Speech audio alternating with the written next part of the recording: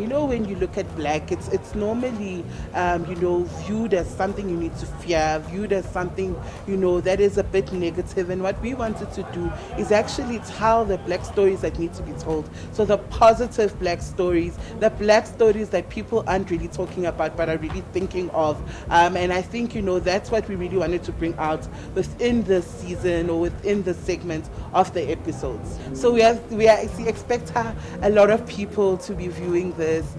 We know Mzanzi Magic is one of the biggest South African channels, and we really wanted to target those people.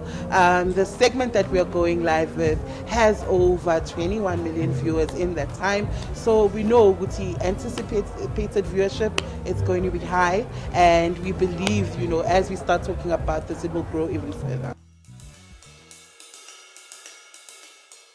Don't fear black.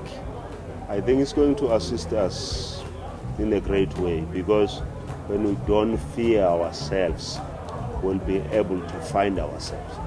We'll be able to relate to culture. We'll be able to respect tradition.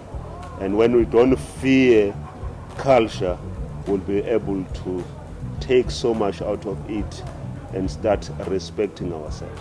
Many people are saying culture revolves or evolves over time.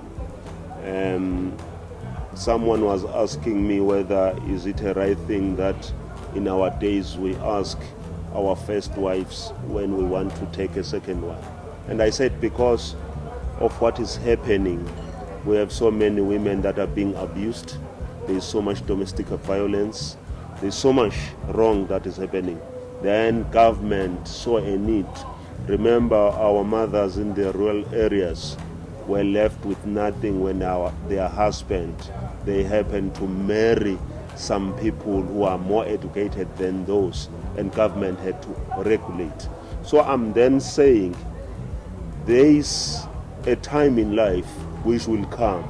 In fact, it has come, where we have then to see things different the way they were seen before, and that is important. And if these conversations are going to push that narrative, it becomes important that everyone engage in that space so that we can have an in-depth knowledge. What we need not to do, we need not to lose our identity, because it's where the problem is. We need not to dilute ourselves because we want to be accepted by other people.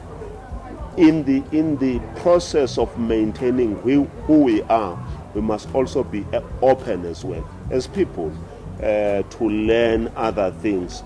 But we must never lose the fundamentals of being who we are and why we are existing as people.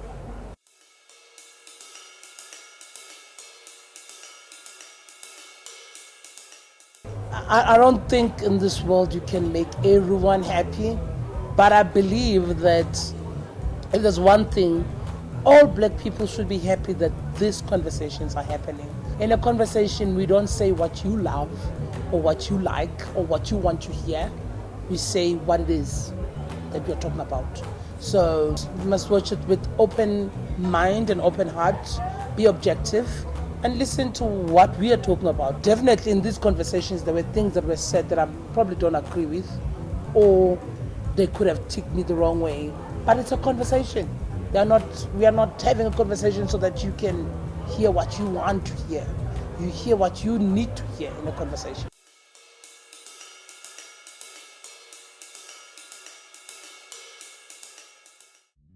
When we came up with Don't Fear Black, it kind of landed, and it opened, like I said, it opened up a lot of channels. And for this series to actually exist, it stems from our ad, which is Don't Fear Black, Savor It, and which was about the liquid. And then we went deeper as to what are other things that are feared that are black, and obviously we thought about the black cat, like I said on stage. People fear the black cat because it's black and it's associated with being something that is used for witchcraft. There are things that you can't do whenever you go to if you buy a house in a suburban neighborhood. There's things that you can perform there, rituals, mokete and all of that stuff.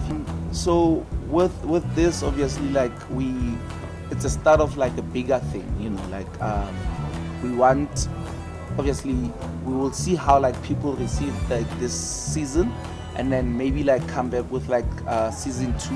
And season 2 probably like there's like a lot of things to still tackle in terms of like black people and all of that stuff, like for instance when you do like a sangomen like thing, like in the suburban areas, like people will say like noise, will say like when you burn like your incense, they'll say ho wankis and all of that stuff, so there's more things to tackle, like as far as like African culture is like concerned, and even like taking it to like other countries, because like when we're done with like South African rituals and like South African black things, there's more things to tackle outside of like South Africa, because Milk Stout doesn't exist only in South Africa, it exists in other countries as well.